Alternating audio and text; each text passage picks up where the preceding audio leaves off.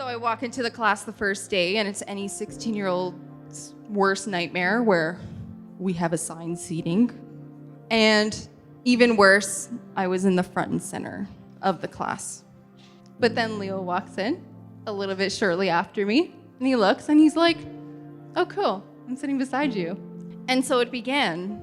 Funny enough, by the second week of that class, as teenagers do, everyone started to move to be around their friends. Everyone started to move from the front of the class to the back of the class, but not us. We stayed front and center together till the very end. One day, after we made it official, I wanted to bring her up to my house, to meet my parents. And I was so nervous. Because if you know parents in general, but especially Greek parents, they're very opinionated about a lot of things. And so having Melissa meet my mom and dad was like, wow, it's a big deal. I was very nervous. My parents are upstairs. I'm in the basement trying to cool down. Eventually, Melissa texted me saying, "I'm outside." I'm like, oh no, here we go. And so I run upstairs, I open the door, and there's Melissa, smiling, as always, just beautiful. And I immediately felt so much better. And then I bring her inside. My dad was there on the couch, and then my dad pops up, and then they exchanged for a few words, gratitudes. But then I made sure to quickly, as soon as I could, first opportunity, bring her downstairs, like, get away. Okay, you're done. I hurried her out. So we hung out the rest of the night. Eventually she left. And then I remember, the first thing I did, I go upstairs and in the kitchen, and my dad was there.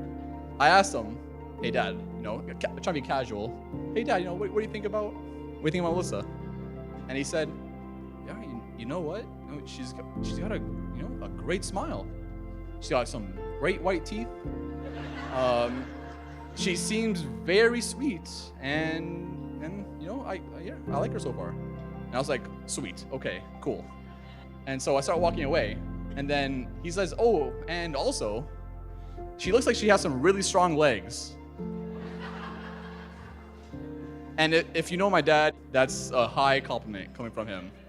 And it's amazing how in that moment, my dad could predict and call out all the qualities of Melissa that are still true to this day. She's still very sweet. She's still got a beautiful smile. And she's still very strong. I'm so happy to be here, standing beside her today.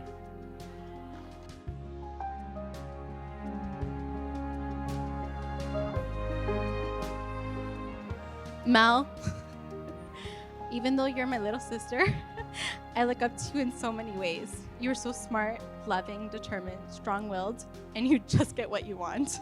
You have always been there for me, being the ear that always listens, the shoulder to lean on, and I have to say at times you know me better than I know myself. It seems like Jupiter has always been on your side and brought you the best of luck. And Leo, good luck closing the kitchen cabinets for the rest of your life.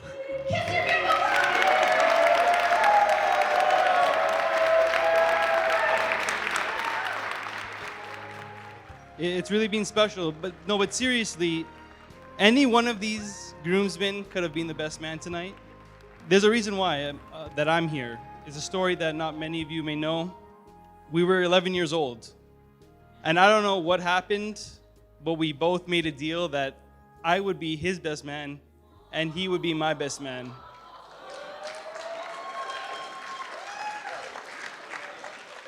So, that's a 20-year agreement that we made on a handshake. I don't know how many of those you can honor, but, I'm glad that we're here today.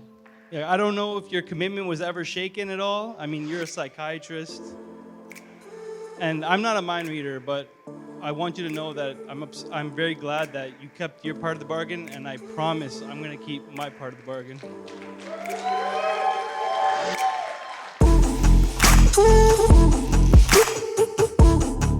Ooh.